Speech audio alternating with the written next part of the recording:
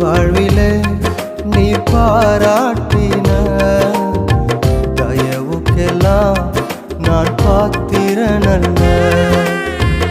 இதுவரையில் நீர் தாங்கினதற்கு எவ்வளவும் நான் தகுதியும் இல்லை. மாறாமலே உடனிருந்தி விலகாமலே நடத்தி வந்தி. மாறாமலே உடனிருந்தி விலகாமலே நடத்தி வந்தி. ஆச்சரியமானவரே என் வாழ்வின் அதிசயமானவரே. ஆச்சரியமான